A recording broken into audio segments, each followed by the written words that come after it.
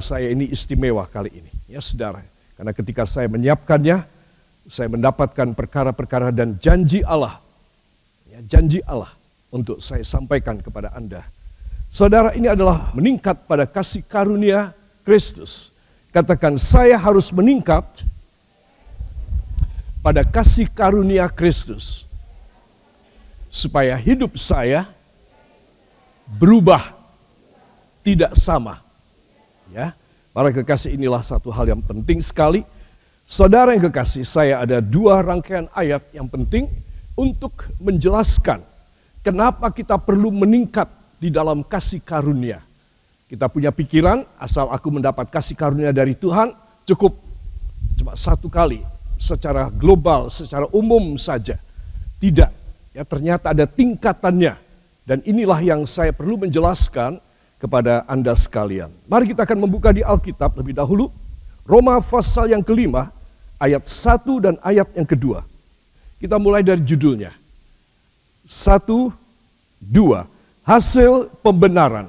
Sebab itu, kita yang dibenarkan karena iman, kita hidup dalam damai sejahtera dengan Allah. Oleh karena Tuhan kita Yesus Kristus. Oleh Dia kita juga beroleh jalan masuk oleh iman kepada kasih karunia ini. Di dalam kasih karunia ini kita berdiri dan kita bermegah dalam pengharapan akan menerima kemuliaan Allah. Amin. Kita berdiri dan bermegah akan menerima apa? Kemuliaan Allah. Ya, saudara, akan menerima kemuliaan Allah. Bermegah dalam pengharapan untuk kita menerima kemuliaan Allah. Ya, saudara, jadi kasih karunia ini bukan global, kita diselamatkan saja, kita diberi makan sehari 3 kali atau 7 kali, saudara, tetapi luar biasa. Ada rencana masa depan ketika kita masih hidup di dunia ini. Amin. Katakan, ketika saya masih hidup di dunia, pun Yesus memberikan rencana yang indah. Ya. Jadi saya dan saudara, jangan sampai kita tidak menangkap rencana ini. Saudara, banyak orang tidak mengerti rahasia ini.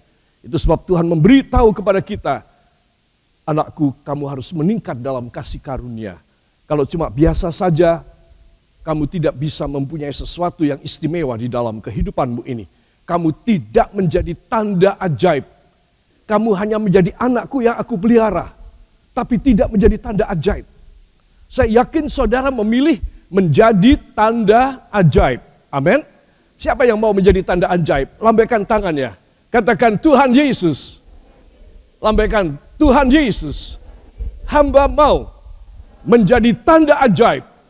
Bukan hanya orang yang diselamatkan dan diberkati, tetapi hamba menjadi tanda ajaib bagi banyak orang. Amin. Haleluya.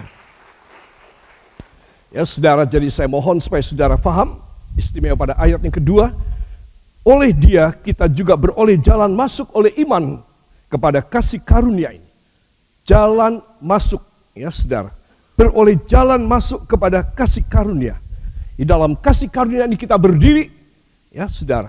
Kita bermegah dalam pengharapan akan menerima kemuliaan Allah. Nah, inilah yang perlu rangkaian ayat pertama ini, yang menjadi dasar kita diundang oleh Tuhan. Katakan, saya diundang oleh Tuhan untuk meningkat di dalam kasih karunia-Nya. Saudara, ya pasti saudara suka. Ya, saya yakin saudara pasti suka. Contohnya kalau saudara punya direktur atau saudara punya kepala kantor atau kepala perusahaan atau pemilik perusahaan memanggil saudara, ya saudara deg-degan, ya. Wah, saya dipanggil ada apa ini? Ada koreksi apa? Saya mau ditegur apa ini? Ya saudara, kita akan deg-degan apa maksudnya, saudara. Tapi kemudian saudara mendapat bocoran, wah kamu dipanggil, kamu dipromosikan, kamu mau dinaikkan pangkat. Itu sebab kamu mau diinterview langsung oleh bos kita. Ya, saudara mendapat bocoran itu, saudara senang banget. Wah, ya berani hati. Ya, saudara tidak kecil hati, saudara tidak pucat wajahnya, tapi saudara merah wajahnya. Apa? Merah. Ya, saudara merasa, wow, ya, aku dihargai, aku akan dinaikkan pangkat, ya, saudara. Nah itulah semacam itu. Kalau Tuhan mengundang kita dalam ayat yang kedua ini, ya, saudara, kita dipanggil oleh Dia, kita mendapat kasih karunia yang lebih tinggi. Kita masuk dengan satu keberanian ke hadirat Allah. Tidak usah takut dan pucat pasi. Kita berseri-seri dan merah wajah kita. Ya, saudara. Dan itulah yang menjadi kehendak dari Tuhan. Para kekasih, coba kita akan tengok rahasia daripada ayat ini, ya saudara. Roma 5 ayat yang kedua. 1, 2. Oleh Dia kita juga beroleh jalan masuk oleh iman kepada kasih karunia ini. Di dalam kasih karunia ini kita berdiri dan kita bermegah dalam pengharapan akan menerima kemuliaan Allah. Amin. Beri tepuk tangan bagi Dia. Ya, luar biasa. Ya, saya senang sekali dengan ayat ini karena ayat ini adalah penuh pengharapan saya. Saudara, berapa puluh kali saya bilang kalau kita ini mesti bersaing dengan orang lain yang dagang sama dengan saudara. Saudara pasti kalah.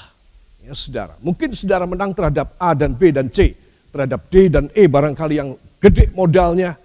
Ya, saudara, yang lebih pintar daripada saudara. Saudara, enggak ada kemungkinan deh saudara menang dalam persaingan. Enggak ada. Saya perlu tegaskan supaya saudara nyadar. Cari uang, cari untung, itu harus bolo dengan Tuhan. Harus apa? Bolo. Tahu bolo? Ya, kita harus, kita harus sepihak, sekawanan dengan Tuhan. Ya saudara, kita harus bolo dengan Tuhan. Karena saingan kita lebih kuat.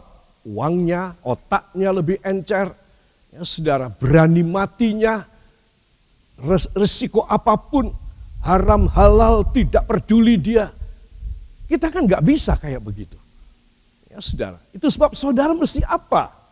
Saudara dan saya harus bolo dengan Tuhan. Ya, kita harus rangkul Dia. Katakan, saya harus merangkul Tuhan. Menjadi bolo saya. Nah, itu baru saudara bisa berhasil. Ya, kalau saudara sendirian, saudara udahlah, ya, daripada nanti nangis, mewek, enggak usah. Saudara lebih baik bolo sama Tuhan daripada usaha sendiri.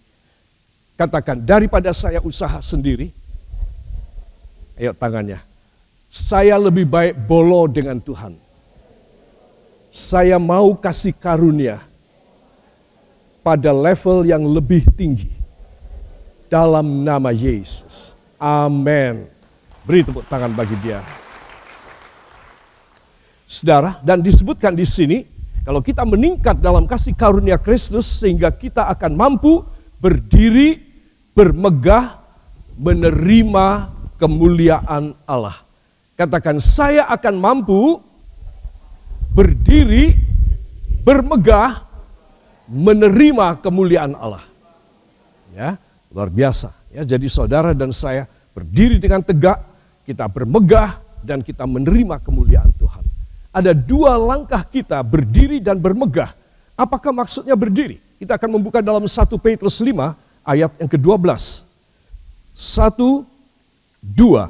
Dengan perantaraan Silvanus yang kuanggap sebagai seorang saudara yang dapat dipercayai, aku menulis dengan singkat kepada kamu untuk menasehati dan meyakinkan kamu bahwa ini adalah kasih karunia yang benar-benar dari Allah. Berdirilah teguh dengan teguh di dalamnya. Amin. Berdirilah dengan teguh di dalamnya. Dalam apa? Dalam kasih karunia. Ya saudara. Supaya apa? Saudara dikatakan di sana. Ya saudara. Supaya kasih karunia ini yang benar-benar dari Allah membuat kamu bisa berdiri dengan teguh di dalamnya. Saudara, kasih karunia ini membuat kita bisa berdiri dengan teguh, tidak goyah. Ya saudara, itu sebab perkataan berdiri dengan teguh ini penting sekali. Ya saudara, kita umpamanya menyadari bahwa kita kurang pandai, kita kurang cepat, kita lamban kerjanya, kita bodoh, kita tidak punya modal. Ya, kita orangnya gerusa-gerusu.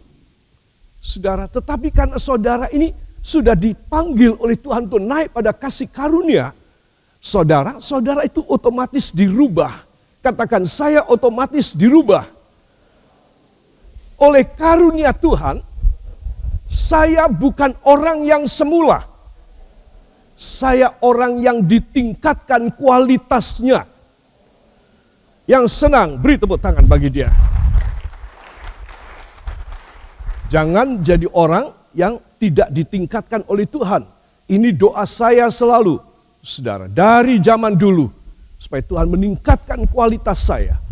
Supaya saya boleh makin berkenan kepada Tuhan. Sebab kalau saya harus melayani pekerjaan Tuhan atau ini itu segala macam. Dengan kemampuan saya sendiri tidak mungkin. Ya saudara, dari sejak dulu kala saya sudah sadar. Bahwa tidak ada satu manusia bisa berhasil. Kecuali dia bolo dengan Tuhan. Kecuali kasih karunia Tuhan saja. Kalau Anda dan saya ada dalam kasih karunia Tuhan, saudara pasti berkemenangan. Ya, saudara tidak usah nangis, saudara tidak akan gelo, saudara tidak akan putus asa. Karena tidak ada yang diputus asain. Tuhan yang bekerja. Saudara, kenapa seseorang penuh dengan putus asa dan ngelokro? Karena dia bekerja sendiri. Pasti gagal, pasti runyam, pasti berantakan. Saudara cari uang, saudara dagang, saudara produksi apa, saudara usaha apapun profesi saudara. Saudara, engkau harus tahu. Engkau harus tahu pelajaran ini. Aku mau naik pada kasih karunia Allah. Supaya aku berkemenangan. Kalau bersaing, aku yang menang. Katakan, bila harus bersaing, tangan saudara. Bila harus bersaing, saya yang menang. Dalam nama Yesus. Amin. Haleluya. Jadi dari dulu tuh saya tidak pernah mempunyai pikiran bayangan kalah, tertinggal, tidak ada. Dari sejak saya melayani Tuhan masih muda. Kenapa? Karena saya begitu percaya. Saya hanya bolo dengan dia. Gak peduli persoalan ataupun prahara apapun, no problem. Tantangan semacam apapun, kemustahilan apapun, no problem. Saudara, karena saya sudah pengalaman sejak dahulu kala. Saudara, dalam riwayat hidup saya akan bolo dengan Tuhan terus. Dan saya selalu menang. Ya, saudara, apapun goncangannya, gangguannya, no problem.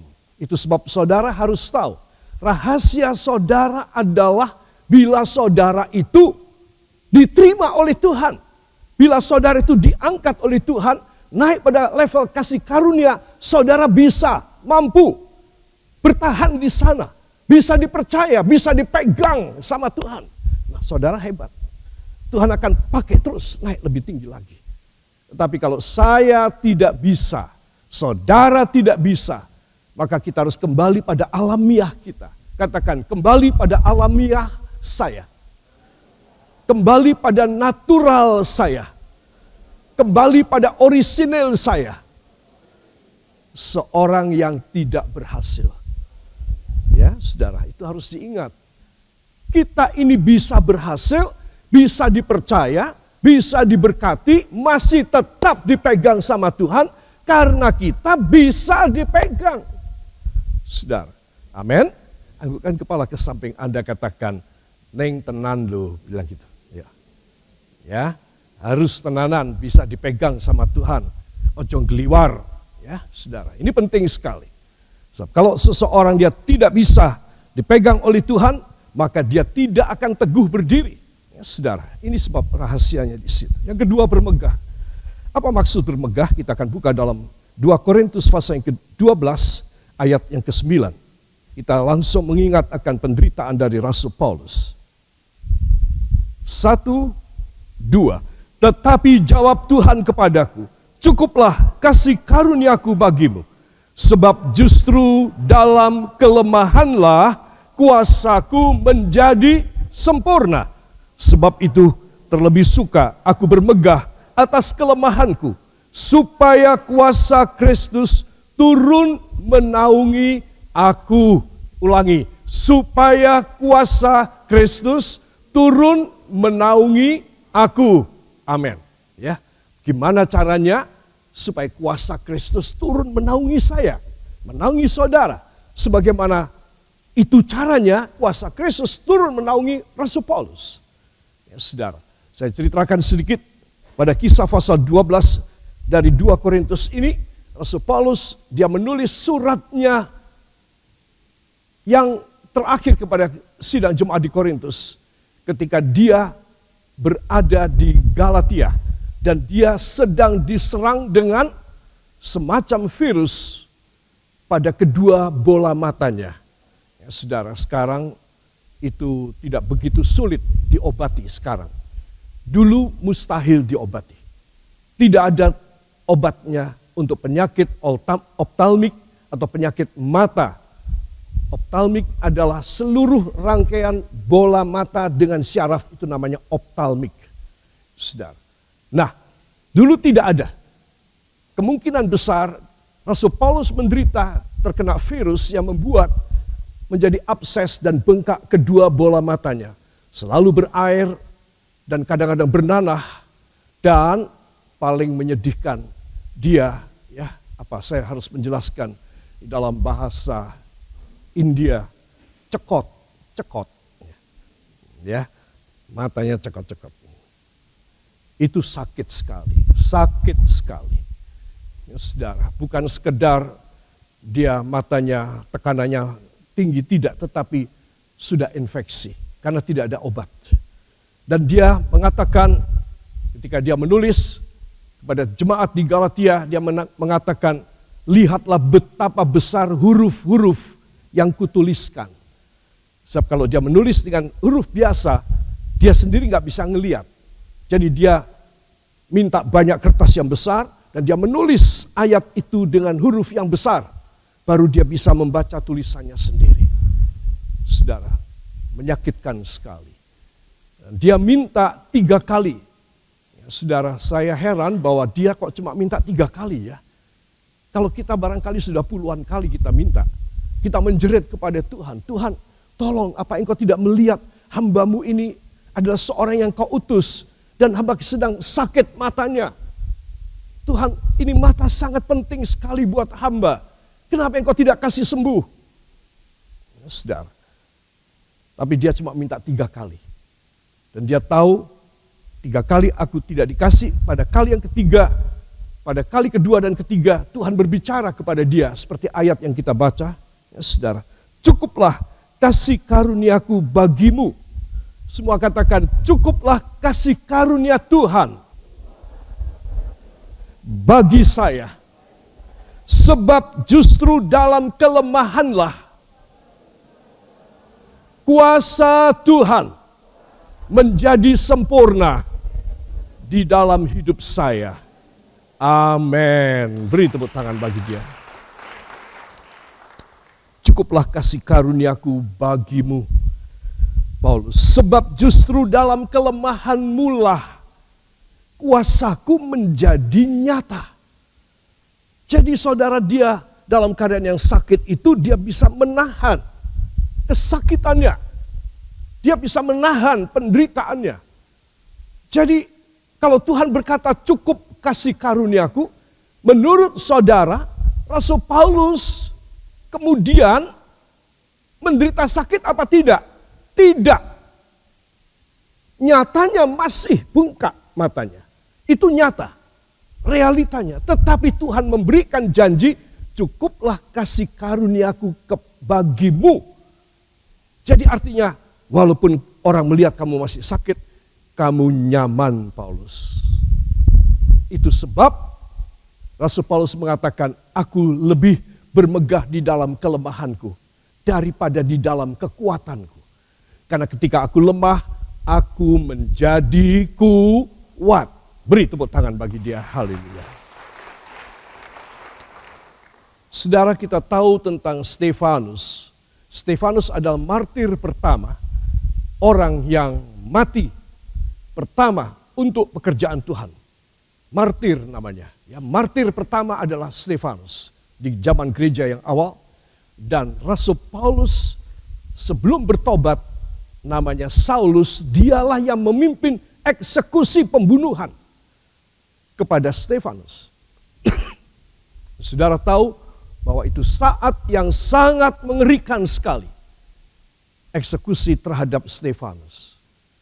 Saudara, saya juga yakin bahwa ketika Stefanus itu sedang dirajam oleh batu dan Saulus yang kemudian menjadi Rasul Paulus menyaksikan memimpin eksekusi tersebut, Stefanus juga mengalami lemparan batu-batu, bukan kerikil, lemparan batu-batu besar supaya dia cepat mati.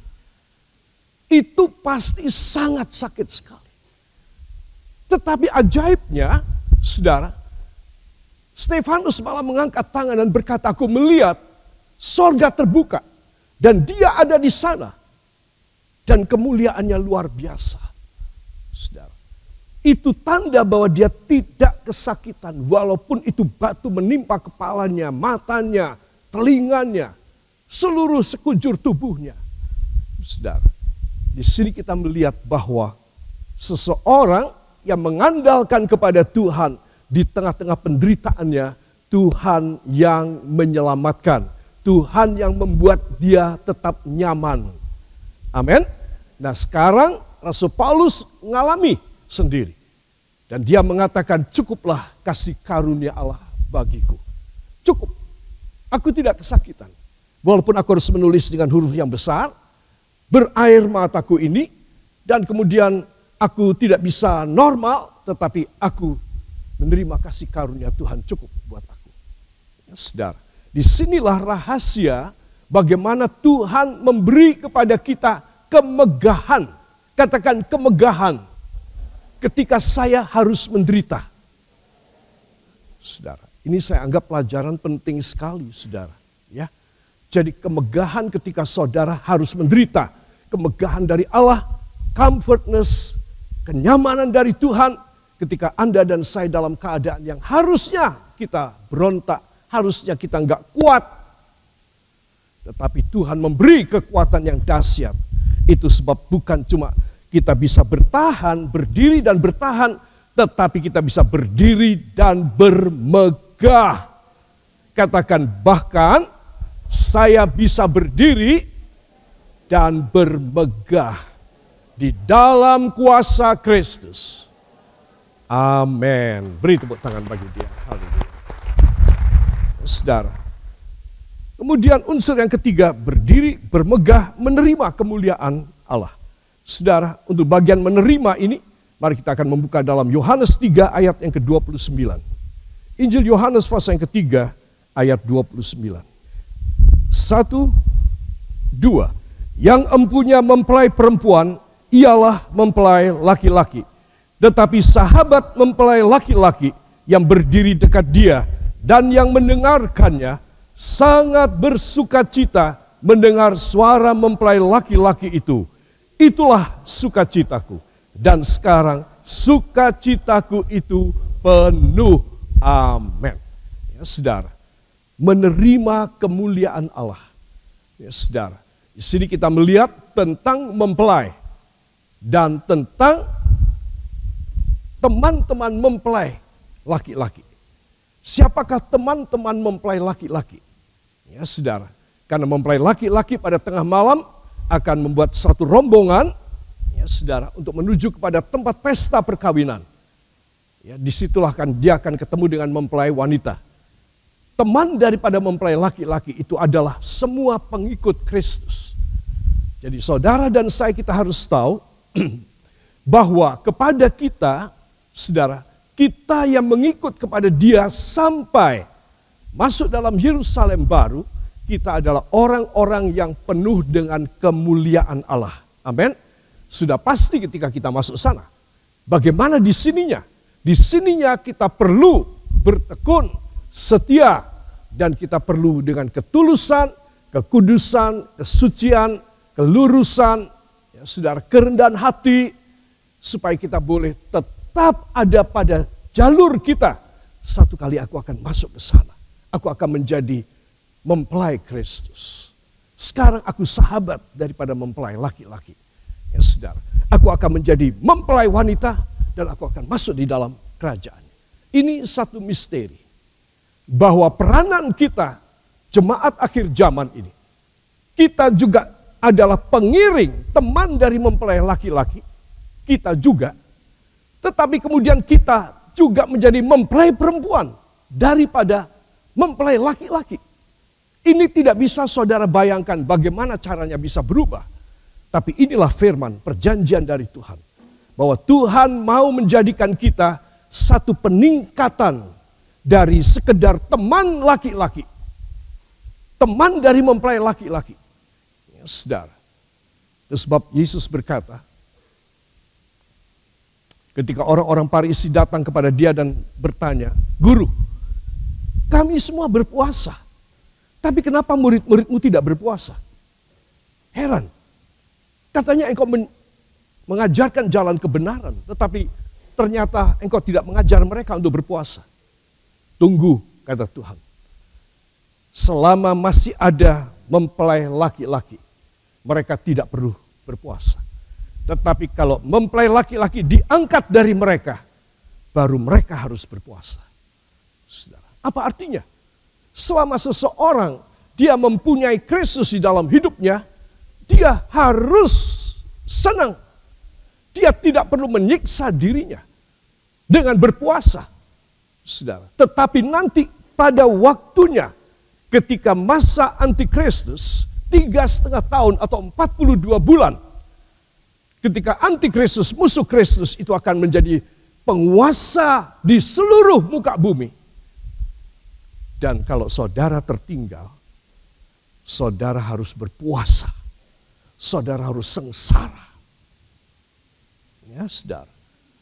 Tetapi selama mempelai laki-laki bersama mereka, oh, aku tidak izinkan mereka berpuasa. Mereka harus makan dengan aku. Itu yang Tuhan lakukan dengan 12 murid. Mereka tidak berpuasa dan mereka makan. Saudara. Jadi saudara mesti tahu rahasia ini. Bagaimana dari teman-teman sahabat mempelai laki-laki bisa bermetamorfosa, berevolusi menjadi mempelai wanita Kristus. Ini menunjukkan tentang naiknya tingkatan kualitas dari sekedar teman dekat dari Kristus. Katakan teman dekat dari Tuhan Yesus yang setia kepadanya menjadi kekasih Kristus, yaitu mempelai wanita, untuk masuk dalam Yerusalem baru. Saya harus mengalami perubahan tersebut. Tetapi saya harus membuktikan kesetiaan saya, totalitas saya kepada Kristus sebagai pengikut yang luar biasa. Sehingga saya terpilih menjadi mempelai Kristus untuk masuk di dalam Yerusalem baru. Beri tepuk tangan bagi dia. Angkat 2 tangan, ucapkan terima kasih kepadanya. Terima kasih Bapa, terima kasih Yesus, terima kasih Roh Kudus. Oleh sebab itu saudara pulanglah menerima damai sejahtera dan anugerah yang turun dari tahta Allah Bapa, Allah Putra, Allah Roh Kudus. Allah yang Maha Esa dan Maha Tunggal adanya, memberkati rumah tangga dan mata pencaharian saudara, studi pelajaran sekolah, semua yang belajar, dari semua usia.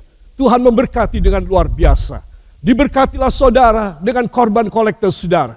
Teristimewa pengembalian persepuluhan saudara. Sesuai dengan Maliaki 3 ayat 8 dan 10, Ibrani 7 ayat 1 sampai 10, kembalikan pada saudara timbunan berkat Allah, takaran Allah yang dahsyat. Diberkatilah engkau, dilindungi dengan kuasa ilahinya, hanya di dalam nama Tuhan Yesus Kristus, Juru Selamat dan Penebus kami. Dan kita semua mengaminkan. Amin. Beri tepuk tangan bagi dia.